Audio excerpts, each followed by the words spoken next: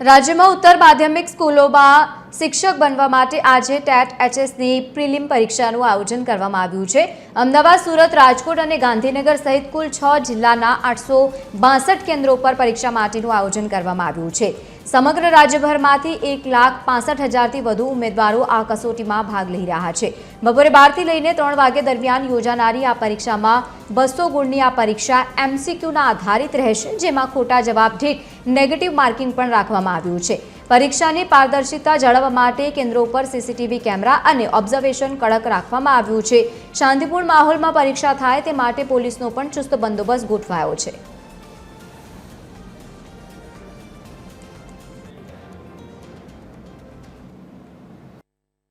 માધ્યમિક સ્કૂલની અંદર શિક્ષક માટે લેવામાં આવતી ટાટની પરીક્ષાનું આજે આયોજન કરવામાં આવ્યું છે। અમદાવાદ સહિત સમગ્ર રાજ્યની અંદર આ પરીક્ષા જે છે તે યોજાઈ રહી છે, ત્યારે 1.65 લાખથી પણ વધુ ઉમેદવારો સમગ્ર રાજ્યમાંથી ભાગ લઈ રહ્યા છે। ઉમેદવારો સાથે વાતચીત કરીશું।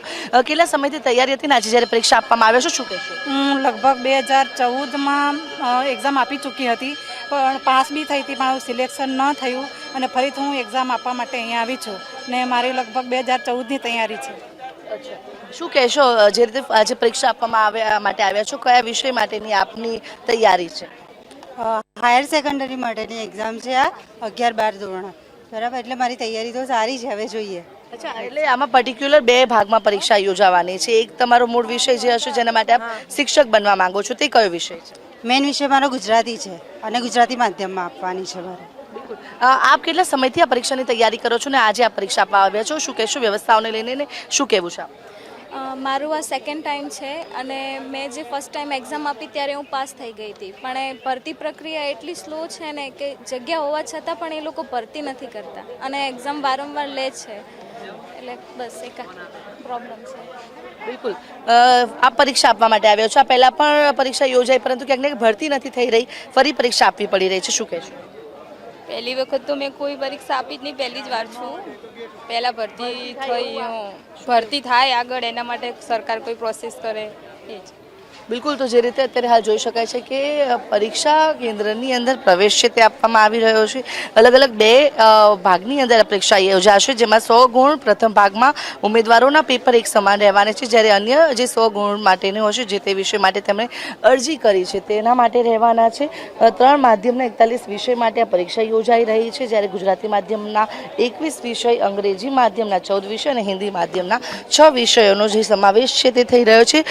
પ્રથમ જે પ્રાથમિક પરીક્ષા જે છે 200 ગુણની એમસીક્યુ આધારિત જ આ પરીક્ષા યોજાવાની છે। સુરક્ષા સજ્જ જોવા મળી રહી છે અને અત્યારે હાલ અમદાવાદના 166 કેન્દ્રો પર 31,170 ઉમેદવારો છે કે જે પરીક્ષા આપવા માટે આવી પહોંચે છે। Accountant, commerce, biology, chemistry, computer, economics, અંગ્રેજી, જિયોગ્રાફી, ગુજરાતી, હિન્દી, હિસ્ટ્રી, કૃષિ વિદ્યા, ગણિત, ફિલોસોફી, ફિઝિકલ, સાયકોલોજી, સંસ્કૃત અને જે આંકડાશાસ્ત્ર સહિતની અલગ અલગ વિષયો માટેની આ પરીક્ષા છે તે યોજાઈ રહી છે। અમદાવાદ સહિત 6 જિલ્લાઓમાં આ પરીક્ષા જે છે તેનું આયોજન કરવામાં આવ્યું છે અને પરીક્ષા કેન્દ્ર ખાતે જે ઉમેદવારો છે તે પહોંચી રહ્યા છે। પરીક્ષામાં આપવા માટે આપ આવ્યા છો, કેટલા સમયથી તૈયારી આપની છે? 12 મહિનાની તૈયારી। આ પહેલા આપી હતી આપે પરીક્ષા? ના, હજી નહીં આપી।